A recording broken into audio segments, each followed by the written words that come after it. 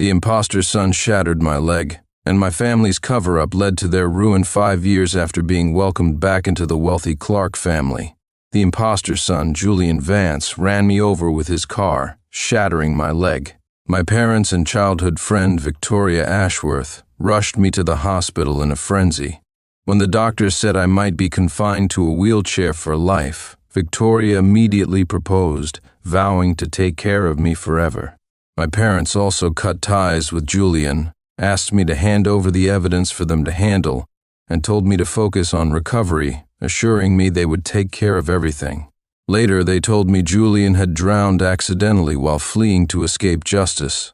I believed them, until the 5th year of my marriage when I unexpectedly saw Julian, who was supposed to be dead. He was holding my son, sighing to Victoria, "Thank goodness for you and Mom and Dad all these years. Otherwise, Sincere might have actually sent me behind bars. That cripple will never know the boy is mine. Even Mom and Dad are helping me. They didn't just destroy the evidence, they switched his recovery medication with vitamins. Yan, you've suffered these years, having to marry that damn cripple and put on an act. And don't say that. Only by marrying him could I issue a letter of forgiveness in your name at any time, clearing your name. As long as you're okay, my sacrifice is worth it. So the marriage I saw as my salvation was nothing but a sham. My own parents deceived and harmed me for the sake of the imposter son. Fine. In that case, I'll just leave. In the hospital lobby, I watched Julian holding our son, the picture of a happy family with Victoria. My heart felt like it was being violently ripped open, the pain making it hard to breathe. So, the son I cherished wasn't mine. The wife who swore to care for me forever loved the man who almost killed me. Even my own parents, after destroying the evidence, still didn't trust me, arranging for Victoria to marry me.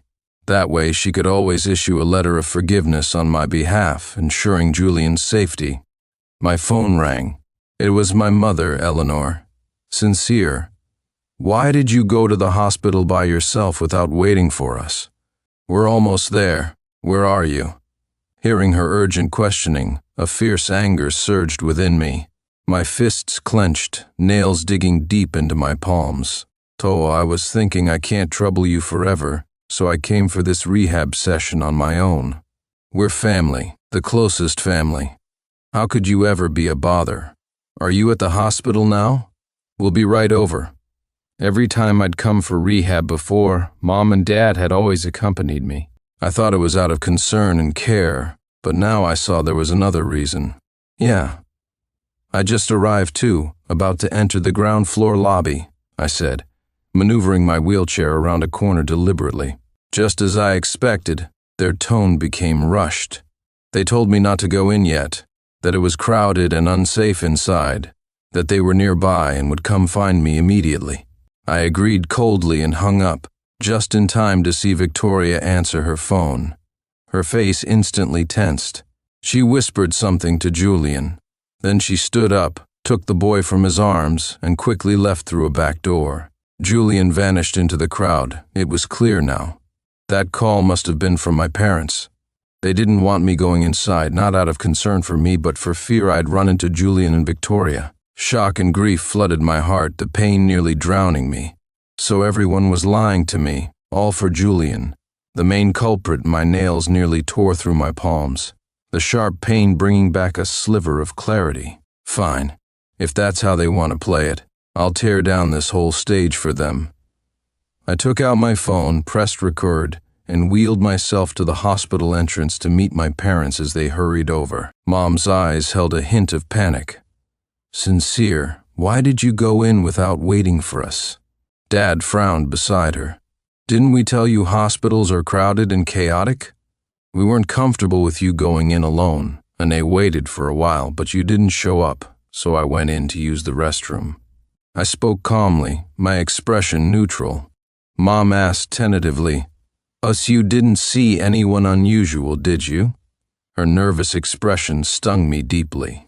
In that moment, I desperately wanted to scream at them. Why did you lie to me?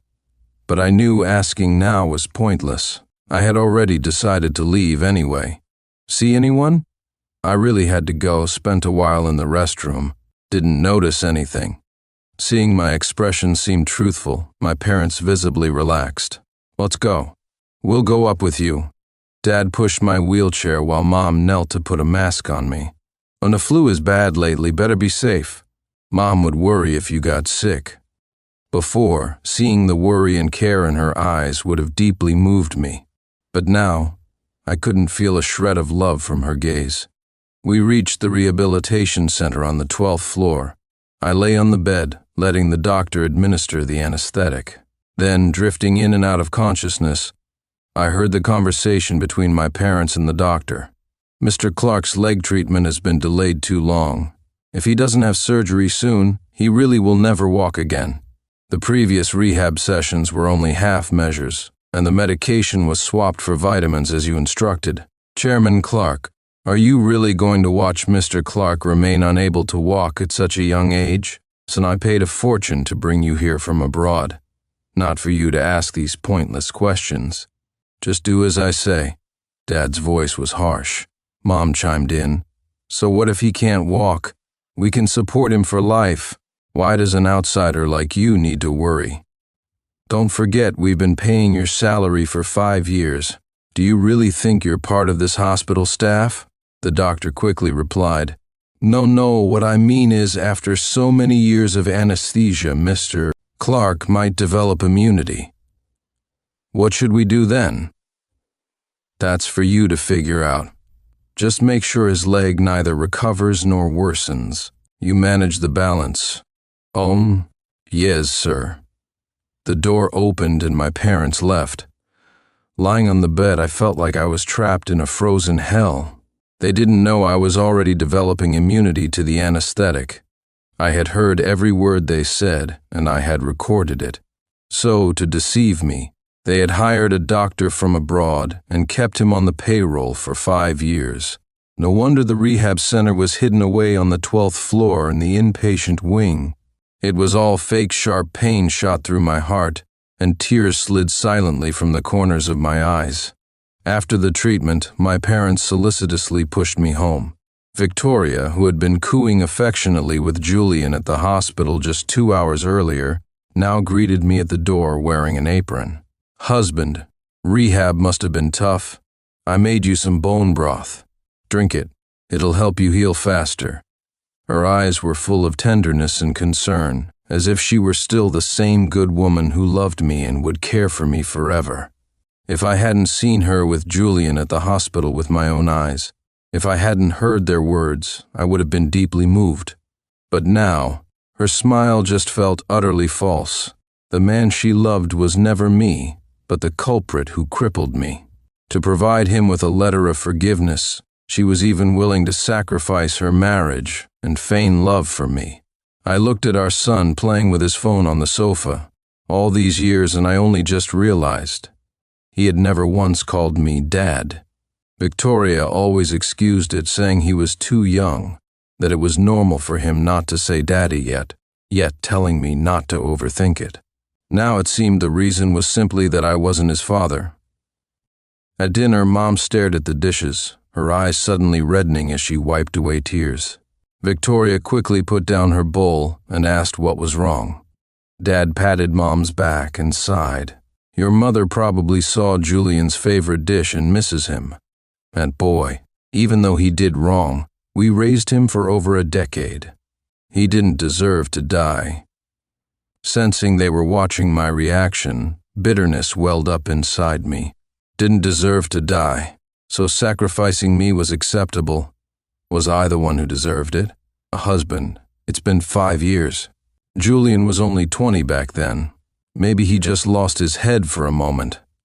When we grew up together, his personality is a bit extreme. He probably felt you were trying to take everything from him, and his Memorial Day is in 5 days. I know you don't want to go. Is it okay if I go with Mom and Dad to visit his grave?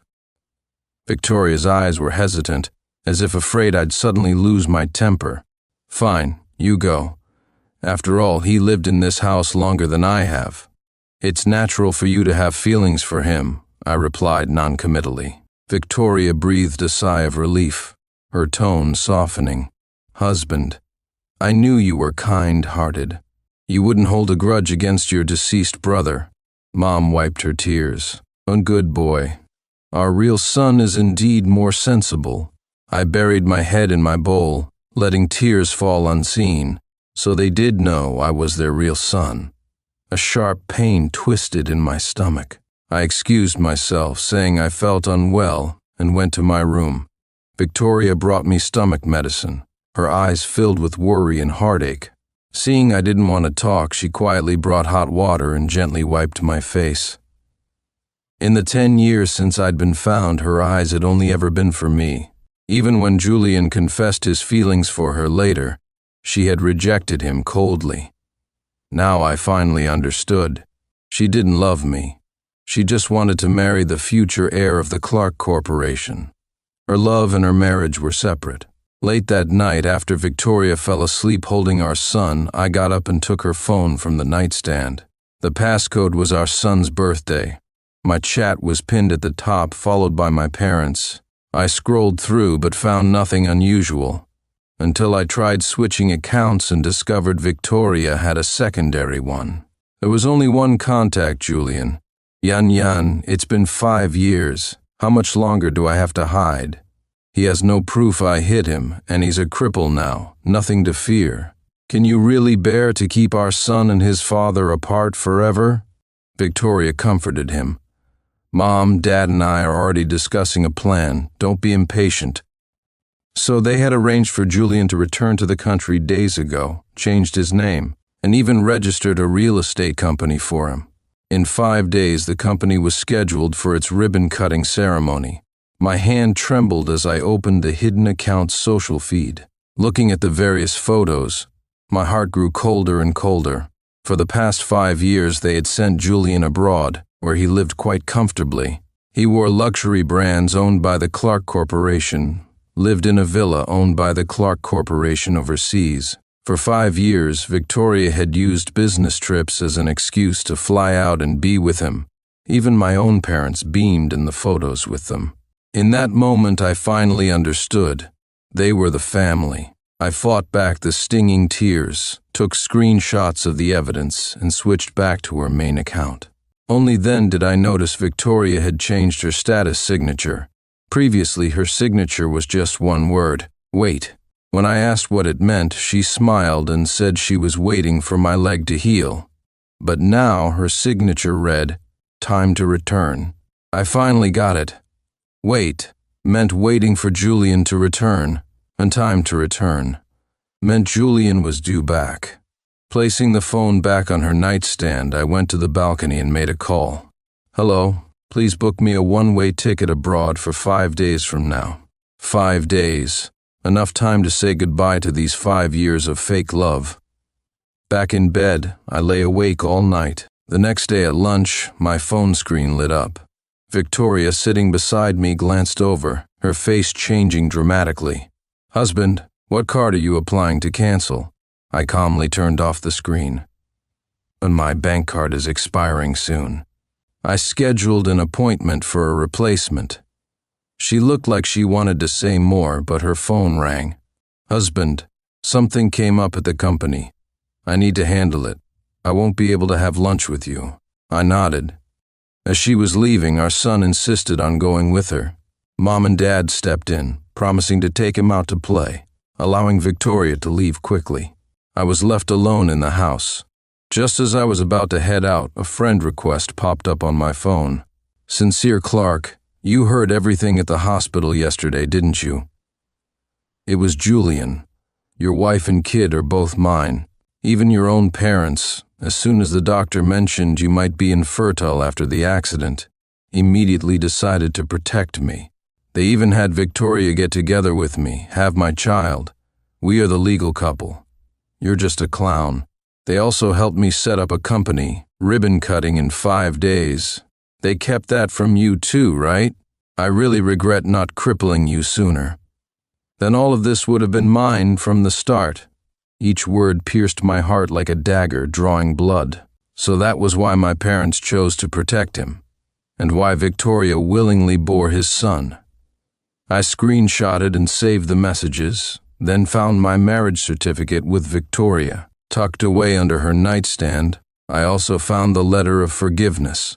Clutching these items, I went to see a lawyer, Mr. Davies. The lawyer explained that chat logs weren't concrete evidence, and a forgiveness letter issued by a family member was legally valid. I asked him to draft divorce papers. He frowned, telling me the marriage certificate was fake. I felt struck by lightning, my heart sinking into an abyss. So Julian wasn't wrong. I was just a fool, a clown they played with. Mr. Davies' eyes lit up. If the marriage was fake, he explained, then the forgiveness letter Victoria issued had no legal standing. It constituted fraud and harboring a fugitive. Immensely grateful, I asked him to draft formal accusations.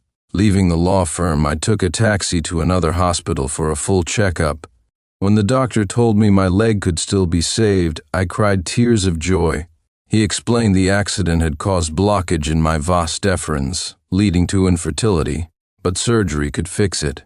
As for the fractured leg, because it hadn't worsened over the 5 years, surgery could restore my ability to walk soon. It's clear your family took good care of you these past 5 years. Otherwise, after 5 years of neglect, the leg would surely be useless. Hearing the doctor's comment, a wave of bleakness washed over me. He had no idea. My family were the very people who didn't want me to stand up again. No, they weren't my family anymore. Leaving the hospital, I received another message from Julian. It was a photo. Victoria, holding our son, nestled against Julian. My parents sat on either side. A family of 5, smiling radiantly in a large villa. On the wall behind them hung calligraphy written by my father himself. Family harmony brings prosperity. Those 5 words burned my eyes, bringing tears. Their family never included me. Devastated, I returned home and lay on my bed, staring blankly at the ceiling. After what felt like an eternity, I heard the butler's voice outside. They were back. My bedroom door opened softly. Victoria walked to my bedside and bent down to hug me. "Husband, I'm sorry. I've been so busy with work lately, I haven't had time for you. The day after tomorrow is your birthday. Mom, Dad, and I discussed it. We want to throw a proper celebration for you." I remained silent, ignoring her. She placed a kiss on my forehead, then stood up, tucked me in, and left. I suddenly remembered, 5 years ago, it was also on my birthday. My parents announced they were arranging my engagement to Victoria, which provoked Julian into running me down with his car. In the 5 years after being brought home, I always felt constrained, unable to act naturally affectionate with my parents like Julian did. At our shared birthday parties, Julian always seemed like the main star, mingling with people I didn't even know. He once said, "Only I deserve this party. Someone raised in an orphanage like you doesn't belong." He always loved stealing my spotlight. I doubted this time would be any different. I knew him too well. So when I saw him at the birthday party, I felt surprisingly calm. Julian appeared before me, dressed as a waiter, wearing a mask. The moment the family realized it was him, their expressions were a fascinating mix. "What are you doing here? This is madness. If he finds out, all these years of effort will be wasted," Dad hissed under his breath. But Mom pleaded beside him. "Aunt Julian hasn't been home in so long. He just misses it. Why be so harsh? And besides, dressed like that, Sincere won't recognize him." Even Victoria seemed moved by his supposed plight. "Wifey, today's my birthday too. I want to cut the cake later." "Fine. Sincere can't easily do it from his wheelchair anyway. If you want to cut it, go ahead." And just like that, right in front of me, Julian cut the multi-tiered birthday cake that was meant solely for me. He even sadistically snapped the chocolate figure of me on top in half. The daddy. Our son seemed to recognize him, reaching out. Everyone froze, staring our way. Victoria, startled, quickly snatched the plate from his hand and knelt. "Yes, this chocolate looks just like Daddy, doesn't it? Husband, our son can say Daddy now. Aren't you happy?" I lowered my gaze, hiding the mockery in my eyes. feeling an urge to laugh. Had her deception skills really evolved to this level? Truly the clever daughter-in-law my parents valued. Mom and Dad breathed a sigh of relief and quickly picked up the boy. The large banquet hall bustled with people. Victoria was busy greeting guests. I wanted some fresh air. As I started to wheel myself away, a pair of hands appeared behind my chair. Julian pushed me towards the garden. "Brother, long time no see." His voice dripped with unconcealed triumph. "Didn't you see? During the birthday song just now, the whole family was looking at me while they sang. After all these years, they still love me more than you. Told me, why did you have to come back and compete with me instead of staying a happy orphan? Look at you now, a cripple. Even your wife and child are mine. If I were you, I'd be so ashamed I'd kill myself." I looked up at him. "Shouldn't you be the one ashamed? The woman you liked was getting engaged to me. You resorted to such extreme measures out of desperation, almost ended up in prison. Now you have to live under a fake name like a coward, hiding your face whenever you see me. Isn't that pathetic?" Hitting a nerve, Julian kicked my wheelchair hard. "What are you so smug about, you waste? Mom and Dad destroyed the evidence. You can act tough, but you can't do anything to me." He angrily pushed me further, smiling as we reached the edge of the pool. "Today, I'll show you who they really care about." With that, he pushed the wheelchair, sending both of us plunging into the pool. Icy water instantly flooded my mouth and nose. Husband, son Victoria, and my parents sprinted towards us frantically. Water churned violently. Victoria swam rapidly towards me. I struggled, reaching out my hand, only to watch her swim past me, grabbing onto Julian beside me. Then my parents hauled him out of the water from the pool edge. I smiled bitterly, retracted my hand, and let myself sink. Just as consciousness began to fade, Victoria returned, dragging me towards the surface. Julian and I lay side by side on the edge. Our son knelt beside Julian, sobbing in daddy, hysterically. My parents were also calling out, "Citizen, wake up."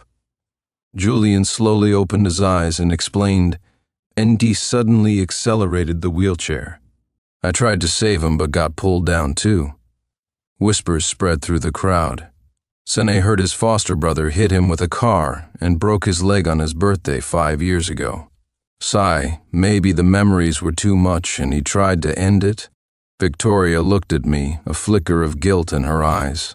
Dad's expression showed fear and relief. Mom threw herself onto me, crying, "Cole, son, why would you do something so desperate? We'll take care of you forever." I watched their performance with cold eyes, a deep bitterness flooding my heart. Just moments ago they were frantic about Julian, yet they still had to put on this act for outsiders. How laughable. Before Julian left, he shot me a look brimming with the arrogance of a victor. My birthday party ended abruptly. The family took me to the hospital. Hearing the doctor say I was fine, everyone sighed in relief. Julian sent more messages. "See? She saved me first. Even your parents were calling me son just now. You're not stupid, you should understand by now. Their feelings for me are much deeper than for you. After all, we're the ones who lived together the longest as family. Now tell me, who's the pathetic one?" I ignored him, continuing to screenshot and save everything. After bringing me home that night, the entire family went to Julian's villa to look after him. I went to the study. I printed out all the photos, screenshots, and chat logs I had collected. Then I copied the hospital recording onto a USB drive. This was the final gift I had prepared for them before leaving. They didn't return the next day. Victoria sent a message saying she and my parents needed to go shopping for memorial items today, and that the butler would take care of me. I chuckled coldly and called the butler, instructing him to pack up everything Victoria had ever given me over the years and throw it all away. Next, I returned to the study, took down the calligraphy Dad had personally written for me, and tossed it into the fireplace. It contained only 2 words: health. He wrote, "Family harmony brings prosperity for Julian, but only health for me." The deeper irony was that he was the one who had robbed me of my health, who wanted me never to walk again. Filled with rage, I threw the scarf and leg warmers Mom had knitted for me into the fire as well, along with every family photo taken over the past 10 years. All burned to ash. Since I was leaving soon, I didn't want any trace left of my existence in this house. Watching the items in the fireplace turn to cinders, I made my final decision. I went out to meet Mr. Davies, handing him the materials I'd printed. I instructed him to file a lawsuit against Julian tomorrow using this evidence. Even if it couldn't lead to a conviction, I wanted everyone to know he was alive and that my family had been harboring him. Next, I logged onto social media, uploaded all the images and audio files, and scheduled them for a timed mass release. Finally, I replied to Julian's message. "Wanna bet I can make them drop you and come back here?" He took the bait, as expected, telling me to wait and see that they definitely wouldn't be back today. Not long after, I received a call from my parents. They said they still had things to prepare and needed to place a custom order overnight, telling me not to wait up. Perfect. Hanging up, I mailed the last set of evidence to the doctor my parents had hired. Then, clutching my plane ticket, I left the home I had lived in for 10 years, disappearing into the night. The next day, at Julian's company ribbon-cutting ceremony, Dad received a call from Dr. Peterson. "Chairman, it's bad Mr. Sincere seems to have found out the truth about the accident 5 years ago. He overheard what we said in the hospital room that day." Dad's face turned pale.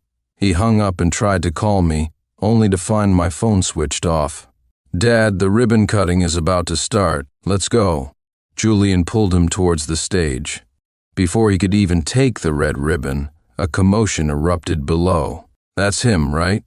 The chairman of Clark Corporation. So cruel, shielding the adopted son, letting his real son be wheelchair-bound for life. Unbelievable. Say, hey?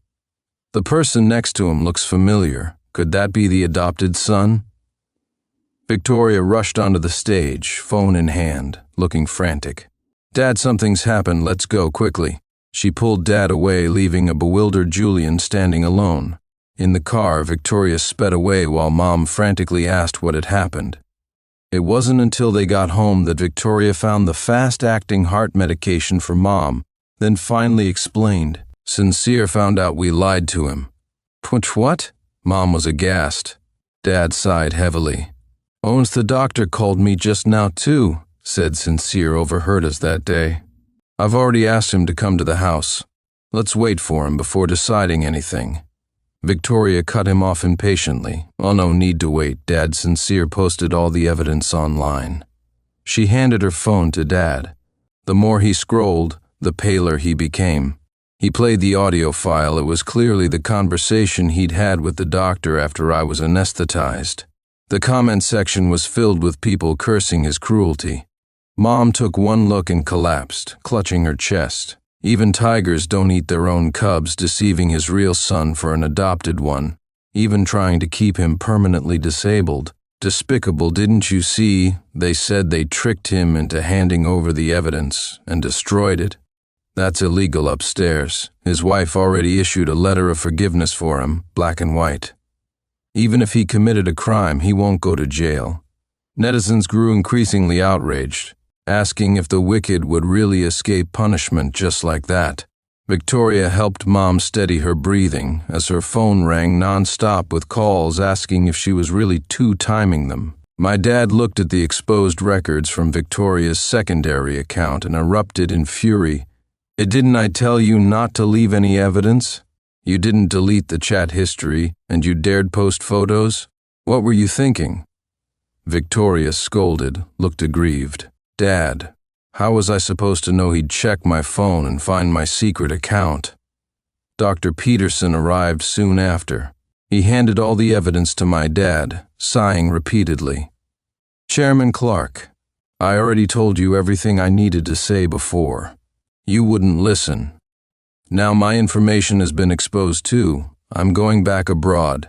Everything I did was at your request, not my own intention, and I believe the recording makes that clear.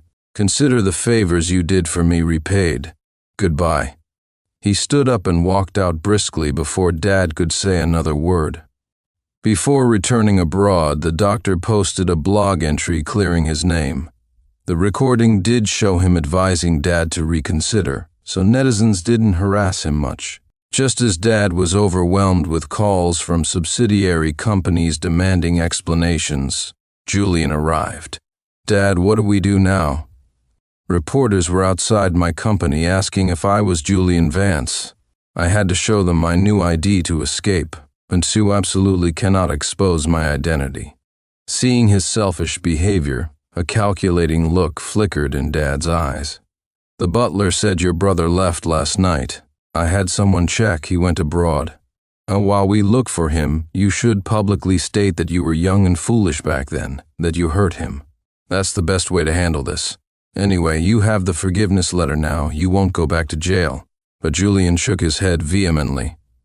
"No, Dad, did you forget? Yan didn't actually legally marry him. If that comes out, I could still go to prison. No way." Dad's face darkened. "Then what do you suggest we do?" "I'll go back abroad now and hide, just like before. You tell the public Sincere lost his mind and made everything up, that the audio is fake. The chat logs are photoshopped, isn't that simple?" Hearing this, not just Dad, but Victoria and Mom trembled with anger. "You run off abroad to hide and leave this mess for us to clean up? Don't you know audio can be authenticated? You can't just claim it's fake. In those chat logs, I'm already being trashed online because of them. People are asking if I served 2 husbands, threatening to report me for bigamy and have me arrested." Victoria blocked his path. "We cleaned up your mess 5 years ago. This time you have to face it with us, and serves you right for being so smug, deliberately sending him those messages and photos to provoke him. You got too comfortable." Julian turned to plead with Mom and Dad, but Mom, clutching her chest, spoke faintly. "Julian, have we spoiled you too much all these years? You knew you had to keep a low profile coming back this time, yet you left so much evidence for Sincere, and you provoked him. If you hadn't provoked him, he would never have put your father and me in this position. Console, you're so immature." Julian started to argue, but his phone rang. He glanced at it and his face fell. "Sincere hired a lawyer to send me a legal notice. He knows the evidence is weak, so he's doing this just to harass me." "Bono told him my current name?" he asked menacingly, staring at the 3 people in the room. He didn't know his new name was easy to find. The real estate company Mom and Dad set up for him listed the legal representative as Wayne Young. He had taken Mom's maiden name, Young, so it was an easy guess for me. Mom, Dad, and Victoria were stunned by his expression. It was the first time in over 20 years he had looked at them with such venom. "Suspect us?" Dad pointed at him disbelievingly, shouting. "If we wanted to betray you, we would have handed you over right after the accident 5 years ago. Why go through all the trouble of faking your death, sending you abroad to live comfortably? Don't you talk such nonsense now. You ungrateful wretch." Julian forced himself to calm down. "That's not what I meant, Mom, Dad. I know you've always been good to me. But if I have to appear in court, my current identity as a businessman will be ruined. How can I run the company then?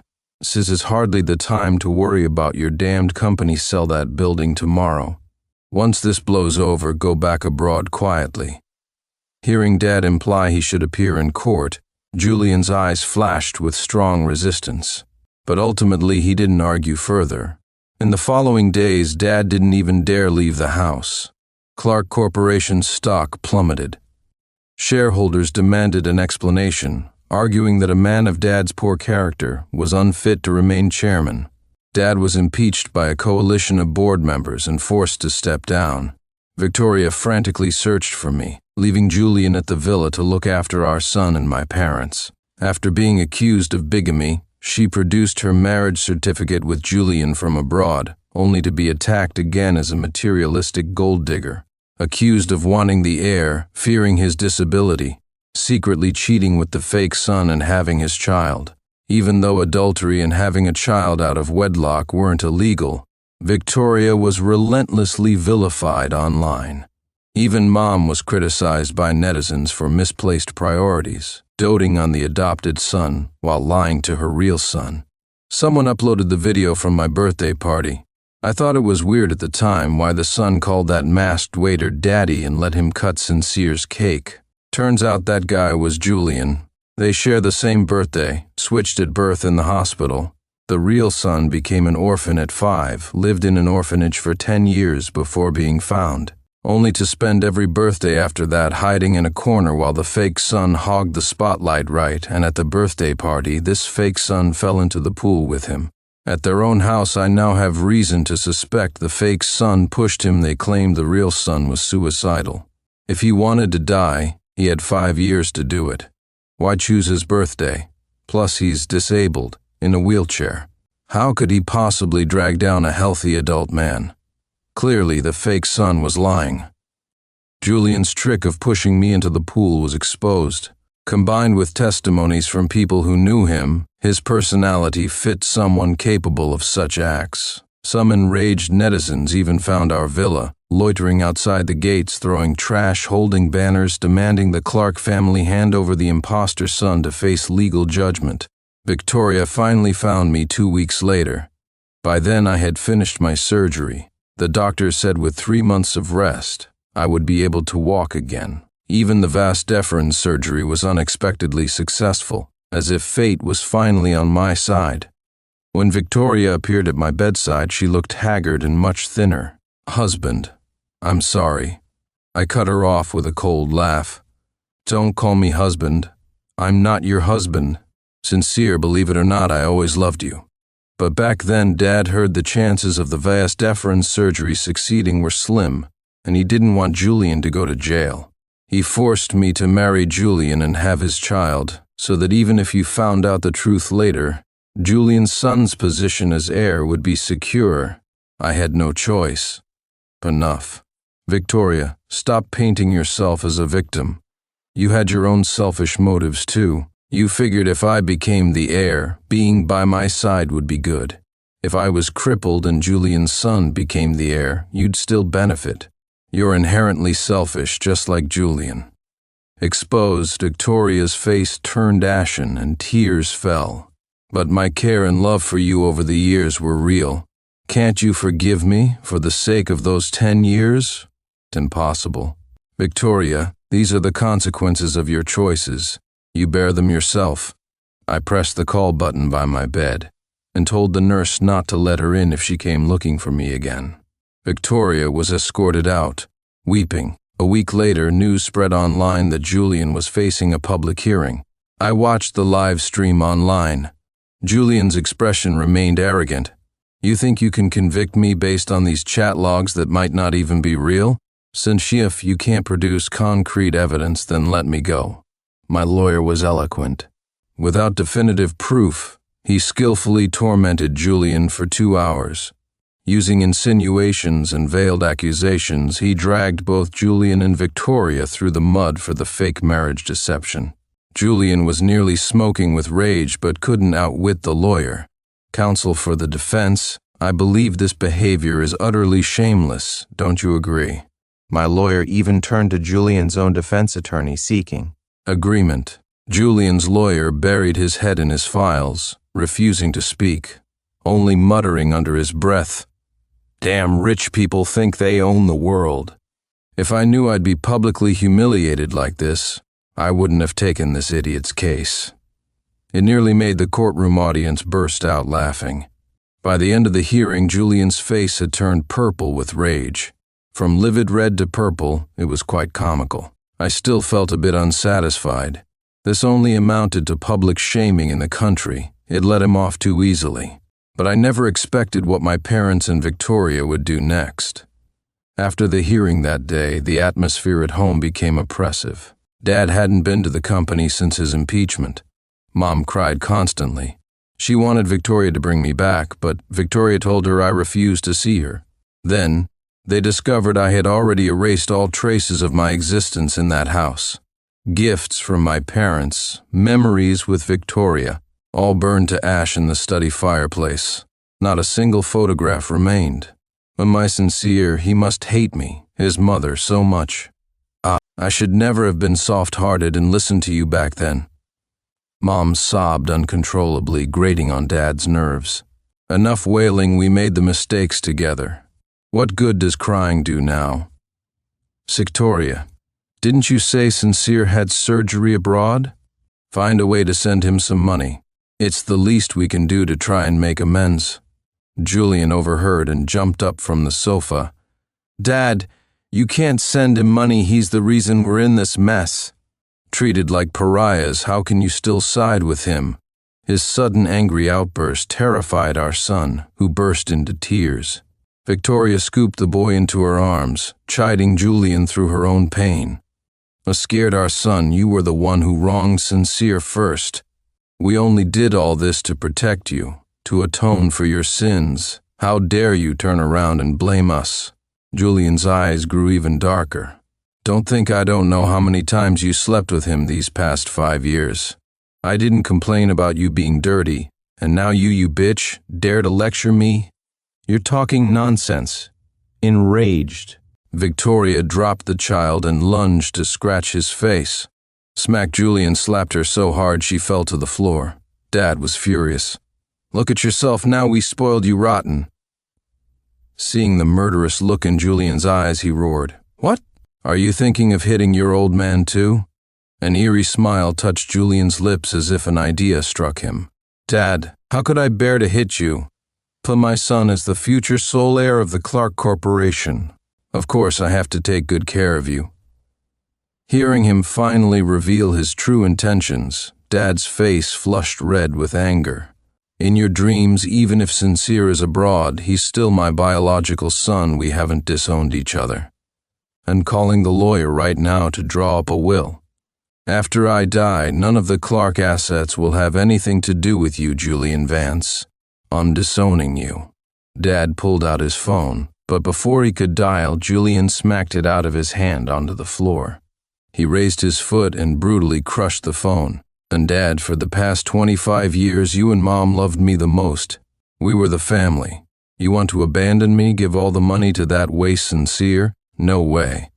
Son, I've served you all these years. Adopted sons have inheritance rights too. You can't take away my inheritance. Served us? What nonsense. Mom couldn't listen anymore from the side. Since you were little, we never let you suffer or struggle. You had drivers, maids. Sincere, on the other hand, endured hardship from childhood. Consentient. You were jealous of him, but did you ever consider he's our real son? If he hadn't been switched at birth, would you have had this good life? Instead of being grateful, you were jealous. Almost killed him with your car. Even then, we biasedly protected you, even lied to Sincere. Is this how you treat us? Mom, you've been against protecting me since 5 years ago. Don't tell me you're not biased towards Sincere. Julian had never yelled at Mom like this. The shock made her clutch her chest, her face turning purple. Mom, Victoria cried, getting up to find her medication. Dad, enraged, slapped Julian across the face. Well, look what you've done. If anything happens to your mother, I'll throw you out immediately. Julian had never been touched by them, not once, growing up. That slap completely shattered his sanity. You hit me for that waste Sincere. He shoved violently. Dad stumbled backward, lost his balance, and cracked the back of his head on the marble coffee table. Seeing him lying still, Julian sneered. Oh, Dad, stop pretending. I'm not letting you make that call today. Only when he saw Dad's eyes wide open, dark red blood pooling from the back of his head, did he realize something was terribly wrong. Trembling, he knelt, checked Dad's breathing, and scrambled backward, his face pale. It wasn't my fault. I didn't mean to. Just then, Victoria emerged with the medication. Seeing the scene, she screamed in horror. Julian, what did you do to Dad? Julian scrambled up, lunged, and clamped a hand over her mouth. Nearby, Mom struggled to crawl towards Dad. Seeing he wasn't breathing, she let out a terrible cry and fainted. Victoria bit down hard. Julian yelped in pain and released her. Plump, Mom. She rushed over, trying to put the medicine in Mom's mouth, but realized she too had stopped breathing. After the scandal broke, Dad had dismissed the butler and maids. Now only she and Julian were in the house, and their 5-year-old son crying uncontrollably nearby. Julian, Mom and Dad were so good to you, and you killed them. I'm calling the police. Victoria's eyes were bloodshot. Before she could finish, Julian grabbed a nearby ashtray and smashed it against her head. He struck her again and again, not stopping until Victoria lay still. You bitch, acting like you were really Sincere's woman? Go to hell. He knew he couldn't escape the death penalty now, so paradoxically he felt no fear. I received the call from the butler in the morning. He said Julian had set the villa on fire. Even his 5-year-old son hadn't been spared. I was shocked, but considering Julian's spoiled, selfish nature and temper, it wasn't entirely incomprehensible. My parents and Victoria had reaped what they sowed. They deserved it. 3 months later, my leg was fully healed. I could walk again. I returned to the country to collect my parents' ashes. I inherited the Clark Corporation shares my father left me. My new life was just beginning. End of story.